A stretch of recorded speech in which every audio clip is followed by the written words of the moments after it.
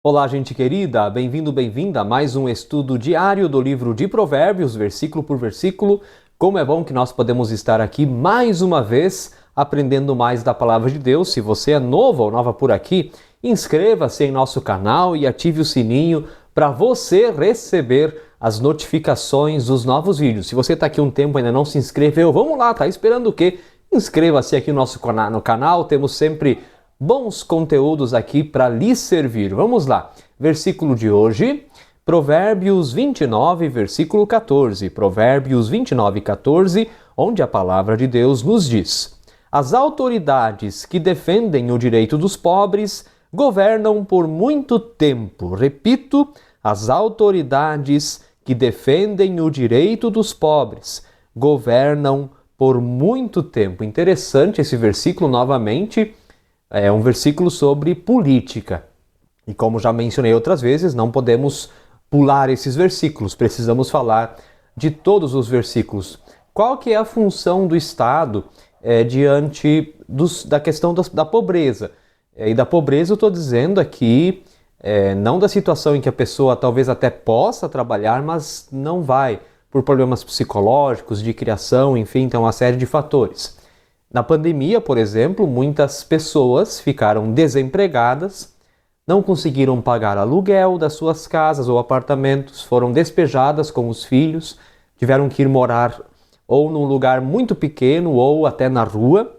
E essa é uma outra situação, e estão procurando emprego e não conseguem, talvez já estão 2 anos procurando emprego e não conseguem. Essa é uma realidade muito presente em centros urbanos mesmo, Porto Alegre, São Paulo e assim por diante. Essa é uma outra situação. E qual que é a função do Estado nesse sentido?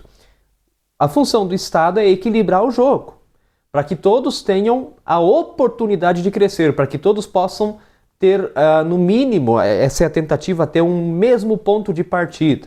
Porque hoje o que acontece? Hoje, dependendo do CEP em que você nasceu, você já tem o seu futuro definido. Quem nasce numa favela, no CEP de uma favela, tem grande chance de permanecer ali pela vida toda e dentro, inclusive, de um contexto social bastante complicado, como a criminalidade, a questão das drogas, enfim. Então, qual é a função das autoridades? E aqui não pense só na autoridade do país, pense também na autoridade do Estado e do município.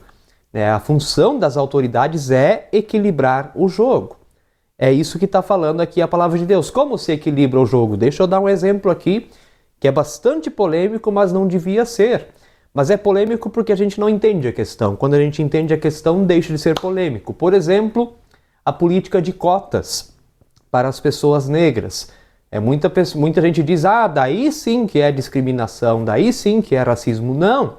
E vou te explicar por que não é. Porque muitos dizem, então a lei de cotas já é uma forma de dizer que a pessoa não tem capacidade e precisa dar uma ajuda.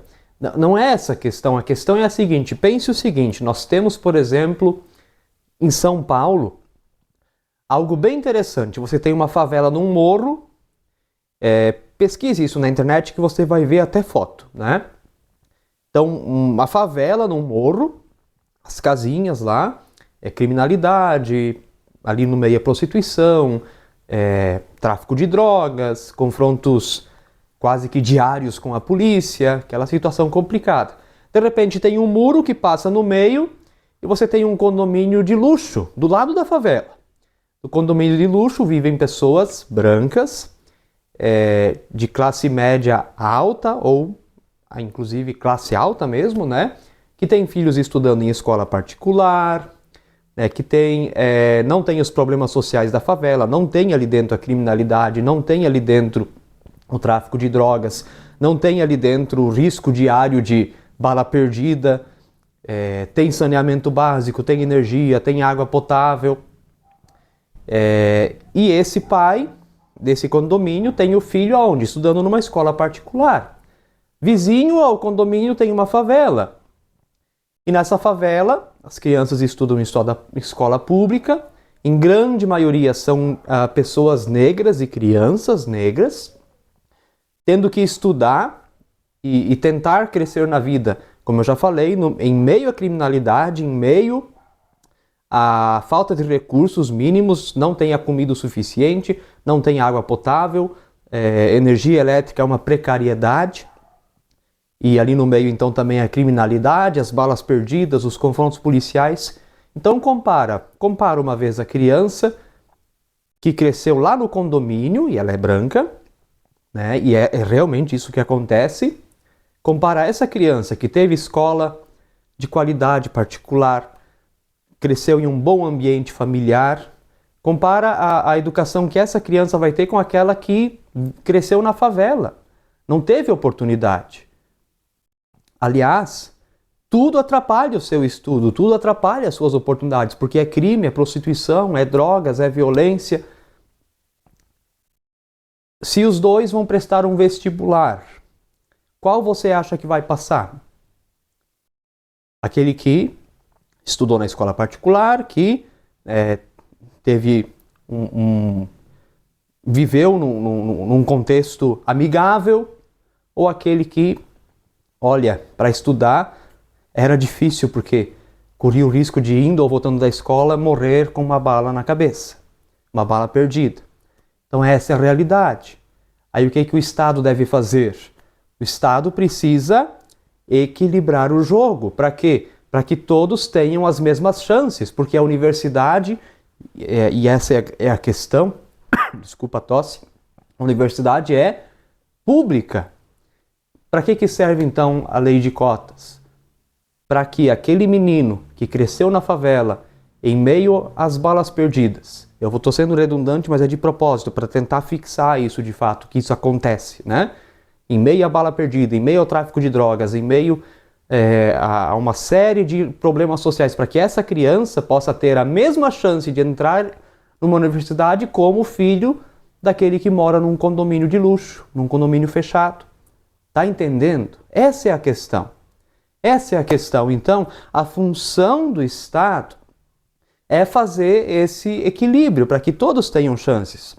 Isso acontece em muitas áreas. Aqui eu citei como exemplo a política de cotas, que funciona, gente. Funciona. É uma coisa maravilhosa e que talvez nós criticávamos ou achávamos que era polêmico porque não entendíamos a necessidade disso. Mas precisa sim, porque senão o que acontece? A favela nunca vai ter lá um acadêmico, nunca vai ter um médico formado da favela e para a favela, nunca vai ter um professor formado da favela. Se você não faz esse tipo de investimento como a lei de cotas, a situação da favela fica num ciclo sem fim de criminalidade, de violência, de drogas, enfim. Então a lei de cotas quer justamente resolver essa questão também das favelas, para que aquele que com toda dificuldade estudou em escola pública, em meio ao contexto difícil da favela, tenha as mesmas chances que aquele que o seu pai trabalhou, tem as coisas que tem. Não estou desmerecendo o outro que tem as coisas, que teve uma boa educação, não estou dizendo que isso é errado, mas o jogo precisa ser equilibrado. E assim também em outras coisas. Por que se precisa sim se fazer política, por exemplo, de alimentos? Ainda 33 milhões de pessoas no nosso país estão passando fome. Muitas delas por situações que eu já falei lá no começo, estão 2 anos em grandes cidades desempregadas. Nós aqui em Sapiranga temos que dar graças a Deus, tem direto aí motos de som anunciando empregos. De fato tem muita oportunidade de emprego, né? Mas aqui eu estou falando de uma situação como, por exemplo, São Paulo.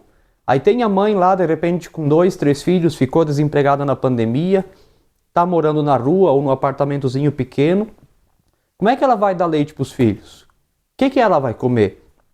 Precisa o Estado ajudar, intervir, dar condição para pelo menos a vida ser possível, né? Embora que devia ser muito mais do que isso, né? Então, gente querida, o que é importante? Um líder, seja um líder nacional, estadual, municipal, também nas lideranças das igrejas, o que deve acontecer? Deve reconhecer a dignidade das pessoas mais pobres e marginalizadas, tá? Precisa equilibrar esse jogo para que todos tenham chances. Essa é a questão. E nós temos desculpa, tosse de novo, no hebraico uma palavra bem específica para isso, que é a palavra shalom. Shalom no hebraico é paz, mas não é só a paz no sentido de estar bem ou tranquilo, mas paz no hebraico shalom é ter condição de vida. Não há paz sem comida na mesa, não há paz sem água potável, não há paz sem moradia digna e assim por diante. Então, essa é a questão. E nós precisamos então estar com os nossos olhos bem abertos a essas questões, também como igreja, porque se nós olharmos o que Jesus disse em Mateus 5 e Mateus 25, nós vamos ver que muitas vezes estamos bem distantes de praticar aquilo que de fato Jesus ensinou, né? Mateus 5, as bem-aventuranças, dá uma olhadinha lá, Mateus 5, 1 a 11, e lá o Mateus 25, procure lá o grande julgamento, né? Tive fome e me deste de comer, tive sede e me deste de beber, estava nu e me vestistes, enfermo e me visitastes, preso e assim por diante, né? Não é, Jesus não, lá no texto não está assim, primeiro perguntou, né? O que tu fez? Ajuda, né? Auxilia as pessoas. Então, gente querida, eu sei, hoje nós extrapolamos aqui o tempo, mas porque você percebeu, o assunto era cabeludo e não poderíamos resumir, porque talvez já assim ainda continue polêmico, imagine se resumisse. Então tentei abordar todos os aspectos para você entender esse versículo que diz: as autoridades que defendem o direito dos pobres governam por muito tempo. Então, que de fato as autoridades lembrem do direito dos pobres, procurem sempre fazer a lei para equilibrar o jogo, para que todos tenham chances, especialmente as crianças, os adolescentes, todos tenham chance a um bom futuro. Tá bem, gente querida? Olha, deixa o teu comentário aqui embaixo. Eu sei que você deve ter pensado muita coisa aí durante esse vídeo, só vai com calma aí, viu? Educação, né? Mesmo que você discorde, a gente aceita a discórdia, mas, por favor, com respeito e educação. Deixa o like nesse vídeo se você gostou, se você concorda, né? Isso é importante. E aperte no botão compartilhar, que está aí no seu celular, para você mandar esse vídeo e abençoar assim a vida de mais pessoas com essa importantíssima reflexão de hoje. Tá bem, gente querida? Ficamos por aqui com o vídeo de hoje e eu desejo que você fique e permaneça na paz do Senhor Jesus. Amém.